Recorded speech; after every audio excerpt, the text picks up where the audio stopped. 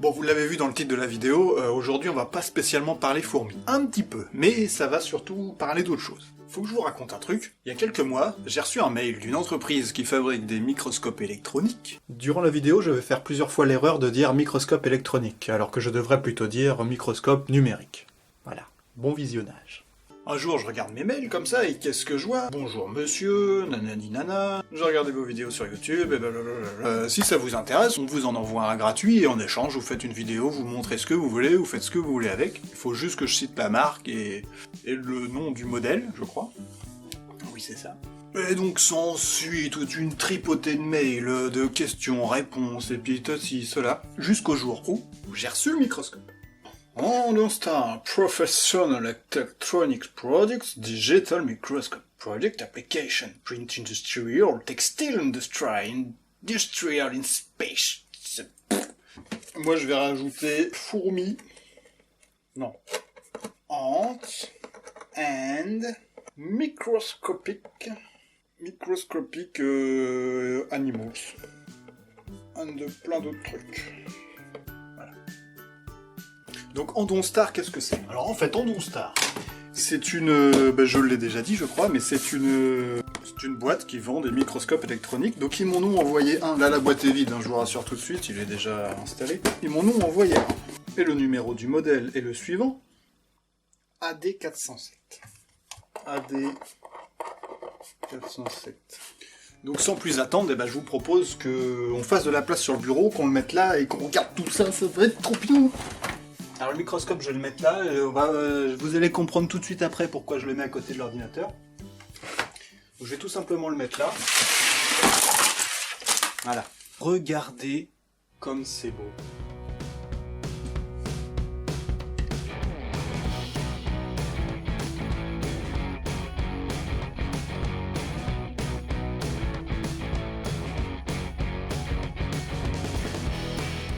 Il n'y a plus qu'à brancher tout ce bordel. Il y a une alimentation pour l'écran et une alimentation pour les lampes. Ici, là. Alors ça c'est un truc que je comprends pas, à chaque fois que je le branche sur secteur, les lampes s'allument, alors qu'il y a un interrupteur là. Allumage.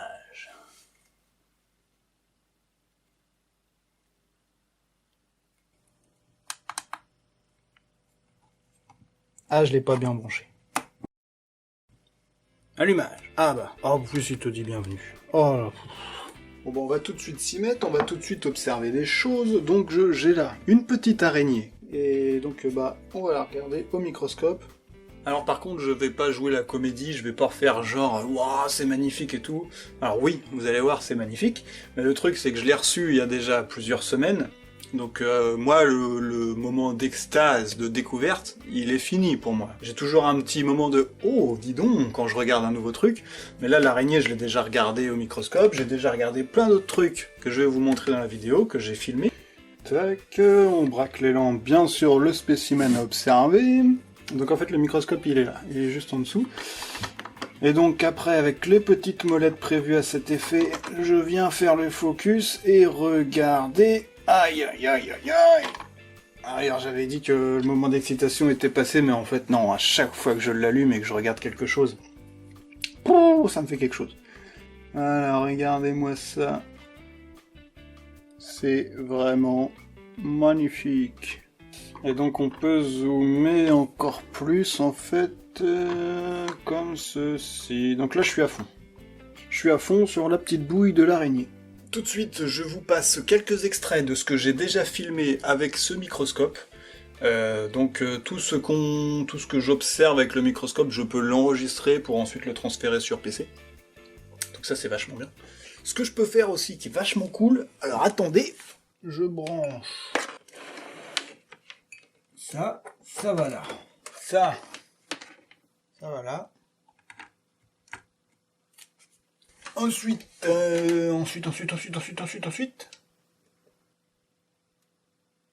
Oh, c'est hyper beau ça. J'ai remis de la poussière. Bon, je trouve que l'image sur l'écran est nettement moins bonne qualité que sur celui-là. Même quand j'enregistre, j'ai remarqué ça, quand j'enregistre ce que j'observe sur le microscope, et qu'ensuite je transforme les vidéos au PC, c'est quand même de meilleure qualité. Bon là vous voyez peut-être pas bien parce que c'est un écran filmé, c'est le bordel, mais ça reste bien cool quand même. On va zoomer à fond sur son joli minois. Et bim! Oh c'est superbe. On voit bien ses 8 yeux, ses 8, ses chélicères qui sont en dessous, sous sa moustache. Là nous avons les pédipalpes, c'est ce qui sert à pédipalper quoi, comme des bras. Et voilà. Donc tout de suite je vais vous montrer un petit aperçu de tout ce que j'ai pu filmer et observer avec ce microscope Andonstar AD407.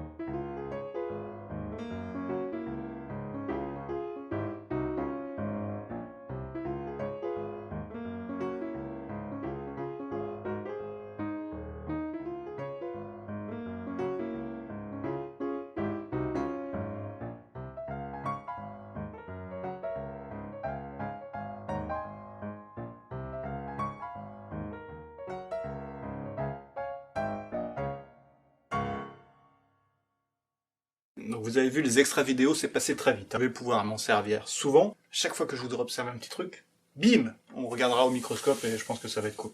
Donc attendez-vous, je pense, à avoir pas mal d'images filmées au microscope quand c'est nécessaire. Entre nous, dans le prochain blog Messor Barbarus par exemple, il n'y aura rien à observer au microscope. Hein. Ça c'est sûr. Des grains de sable. On pourra observer des grains de sable.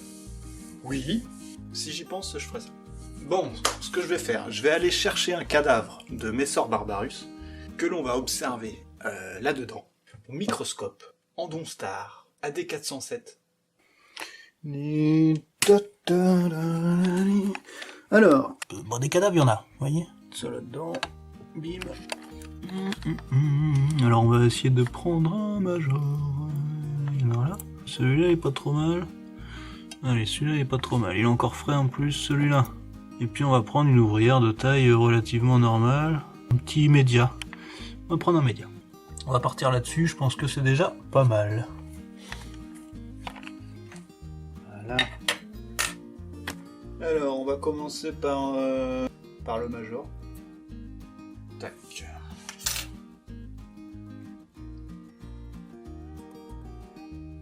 Oh, c'est stylé, hein.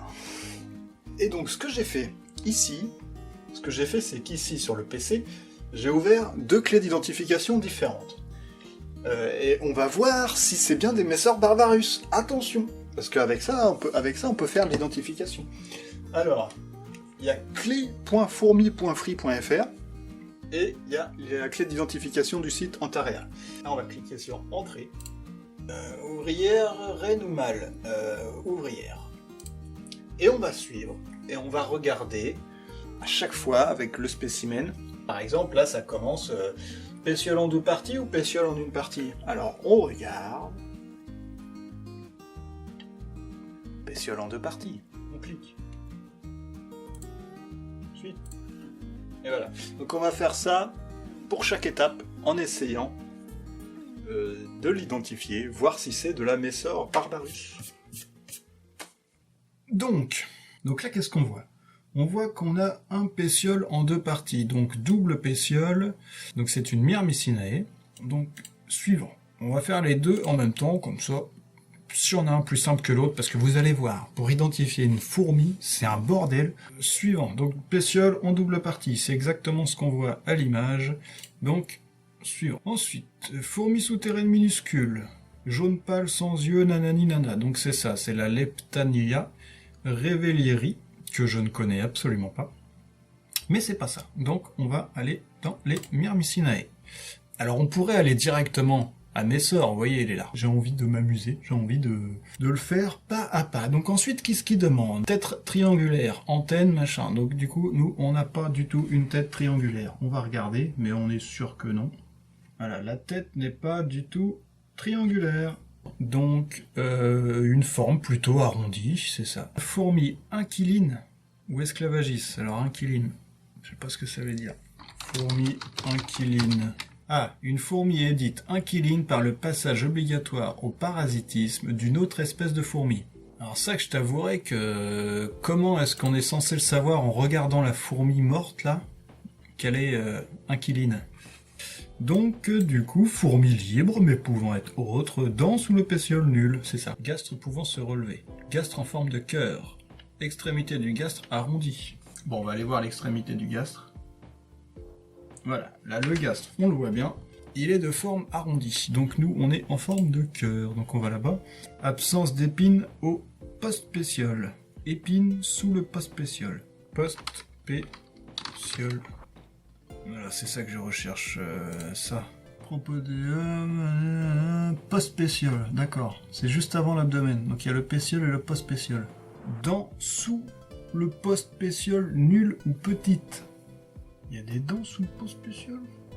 Donc là, nous avons le pétiole, ici. Le post-pétiole, ici. Et l'abdomen, ici. Mais il n'y a pas de dents. Ok, suite. Mandibule en forme de sabre. Mandibule en forme de sabre, on part sur des Strongylognattus. Encore un nom de dinosaure. Mandibule en triangle avec des dents. Alors là, nous avons des mandibules qui sont plutôt en triangle avec des dents, qui sont pas du tout en forme de sabre. On y va, et il dit, qu'est-ce qu'ils disent? Petite fourmi souterraine aux yeux réduits. Bon, pas du tout. Funicule. Funicule. Ah, c'est ça, c'est les antennes en fait, c'est les segments des antennes, les funicules. Ok, donc funicule, 9 à 11 articles. Funicule à 11 articles, tête arrondie ou carrée, yeux généralement développés, mais ils peuvent être très petits. Funicule de 9 à 11 articles, j'ai envie de dire, on va les compter. Non, on va pas les compter parce qu'il lui manque une antenne, celle-ci. Il n'y a pas d'antenne, donc on va partir sur tête arrondie. De toute façon, elle n'a pas du tout une tête piriforme, même si je sais pas ce que ça veut dire. À mon avis, ça doit être, c'est ça, piriforme, triangulaire. Ah, on peut zoomer. Oh bah cool. Et bah suivant. Ici, qu'est-ce qu'on a? Massue très grande aux antennes, de 2 articles, de 2 à 3 mm. Donc c'est la fourmi qui est de petite taille de 2 à 3 mm. Pas du tout, on est sur de la Messor, ça on est sûr. Et donc on va plutôt partir là-dessus. Pareil, la massue des antennes de 3 ou plusieurs articles. Le problème c'est que moi j'ai pas les antennes, donc on va se contenter de ça, comme quoi une petite fourmi de petite taille. De toute façon après on part sur la Solenopsis, nous on sait que c'est pas de la Solenopsis, donc on y va. Post-pétiole inséré sur le dessus du gastre et permettant à celui-ci qui est cordiforme de se relever jusqu'au-dessus de la tête. Typique des crématogastères, nous les Messor elles le font pas ça. C'est ça. Alors, qu'est-ce qu'ils nous disent sur clé fourmi? Propodéum, arrondi, sans dents, ou saillie. Propodéum. Ah, c'est ça, c'est juste ce qu'il y a après la tête. Pronom... Ah non, c'est pronotum. J'ai dit prododéum. Ah c'est ça, prododéum. Donc c'est là, c'est la dernière partie du thorax. Il est arrondi sans dents. Ou alors, il est anguleux ou portant des épines. Eh ben on va regarder le propodéum. Non, c'est le prododéum. On en apprend des choses en s'amusant. Donc, ok, on est là-dessus. Ensuite, mandibule. 3 à 5 dents. D'accord. 3 à 5 dents aux mandibules. Et l'autre, c'est mandibule sans dents ou avec 1, 2 ou plus de 5. Ah bah si, on a une antenne là. J'étais miro tout à l'heure, je l'ai pas vu. Pour compter les dents, on va s'amuser là. J'en compte 1, 2, 3, 4 dents. Ah non, ils disent 1, 2. Il y en a forcément 1, 2 ou plus de 5. Bah, je dirais 1, 2, 3, 4. Oh, franchement, j'en sais rien. C'est dur, hein. C'est dur. On va regarder sur celle-là. 1, 2, 3, 4, 5. 1, 2, 3, 4, 5. Bah, pour cette étape-là, franchement, on va dire qu'on sait pas. On sait pas combien il y a dedans. Mais comme je sais que c'est une Messor, au suivant. Qu'est-ce qu'il dit sur celui-là? Funicule de 9 articles. Massue de 3 articles. Ou peu différencié. Ah, bah tout à l'heure, j'ai dit qu'on avait une antenne. Voilà, donc là, la massue est clairement pas différenciée.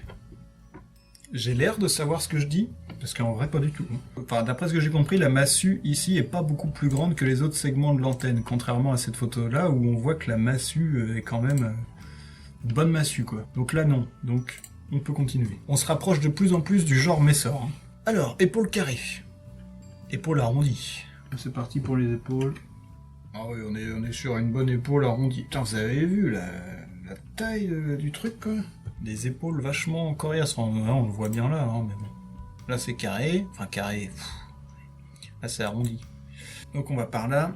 Ici, petite fourmi jaune ou noire ressemblant à des solenopsis. Pas du tout. Donc, on va directement aller... Fourmis de taille diverses, pouvant être bien plus grandes, ayant des épines ou des dents au prododéum. Et le prododéum, on sait ce que c'est, parce qu'on l'a vu. Donc ici, ça nous amène vers les autres Myrmicinae ou la cardiocondyla.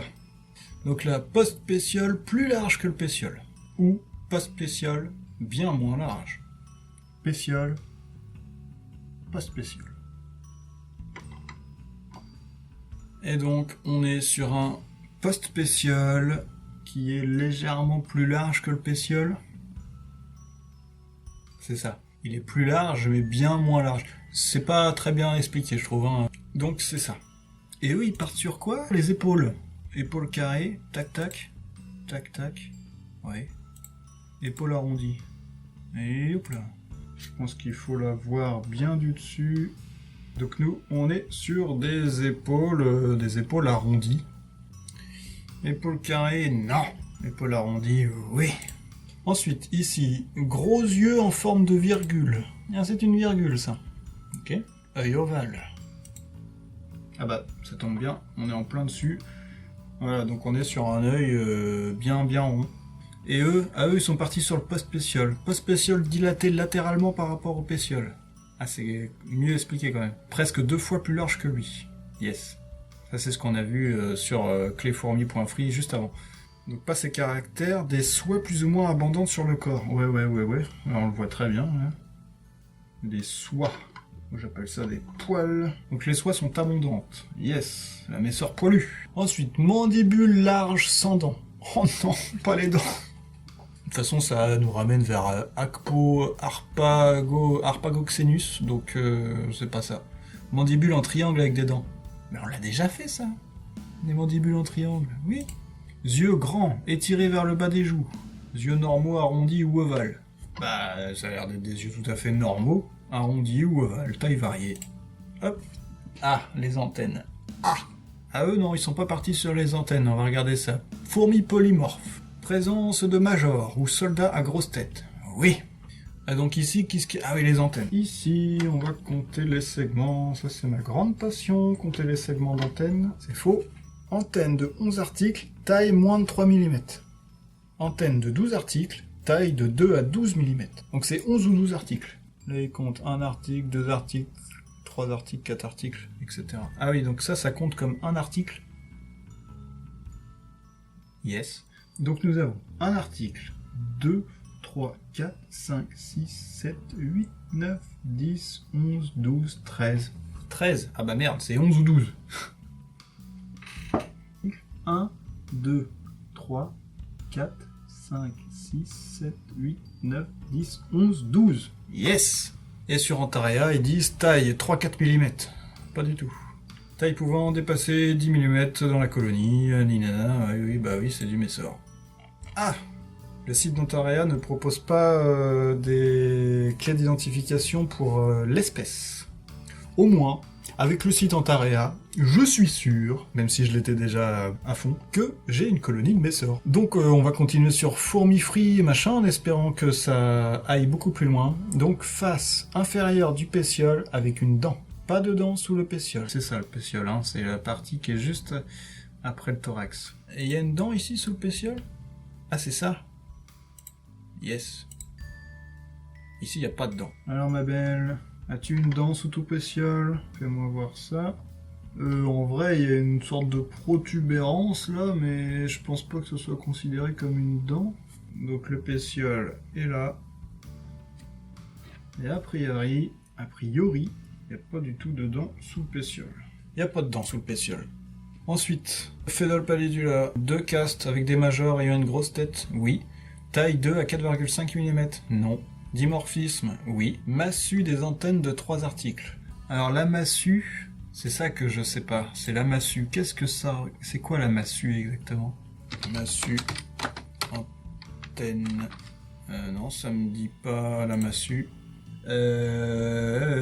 Morphologie de la fourmi. Ah bah non, antenne, mandibule, tête, non, ça m'aide pas. Funicule, le thorax, non. C'est dommage, ce site-là il est vachement bien détaillé, mais il n'y a pas la massue. La massue des antennes, là ils disent massue de 4... Ah bah oui, il suffisait de cliquer. Oh, je pense que c'est ce qui sert à taper la ting-ding. Massue quoi. Très bien, mais comment est-ce qu'on fait la différence entre la massue et les segments?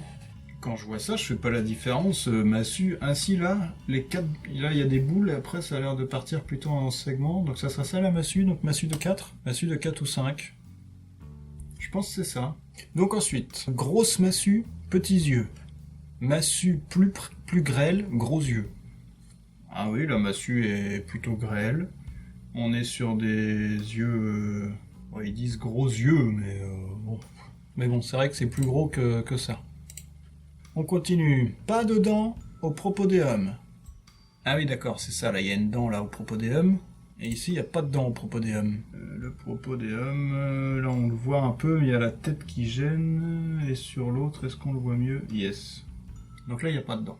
Ici. Ok. Messor. Ah cool, ça continue. Ça continue. Brun foncé, très poilu. Noir avec du rouge. Peu poilu. Moi, ils sont plutôt noirs avec du rouge. Hein. Donc les têtes sont plus rouges que le corps. Là, on a une tête qui est quand même bien rouge. Donc noir avec du rouge, on a Messor barbarus, Messor bouvieri, Messor capitatus, Messor minor et Messor wasmani. Et les bruns foncés, nous avons Ibericus instructor. Alors, Gula, avec de nombreux poils droits. Gula, avec quelques poils longs et courbés. Entre parenthèses, psamophore. Psamophore, j'ai envie de dire toi-même. Alors, Gula, poils longs et courbés. Donc, à mon avis, c'est ça, c'est le dessous. Gula. Là, c'est ça, c'est les poils du gula. C'est les petits poils qui a. Moi, j'ai pas beaucoup de poils au gula, moi. Mais bon. Gula avec de nombreux poils droits, ou gula avec quelques poils longs et courbés. Entre parenthèses, psamophore. Psamophore de fourmis. Poils longs et courbés sur le... Ah, c'est la gula, ok. Poils longs et courbés sur la gula.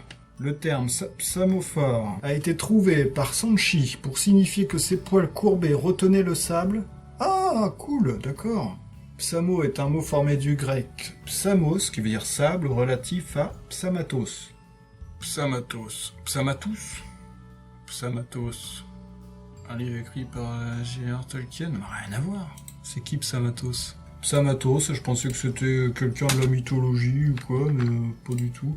Il y a une référence ici, mais Goéland qui emmène Rover sur ordre de Psamatos jusqu'à la Lune. Rover est un chiot qui joue avec une balle dans le jardin de sa maison en Angleterre. Quand un passant prend la balle pour jouer avec lui... Non, je me suis perdu là. Je me suis égaré. Concentrons-nous. Donc les poils de la gula.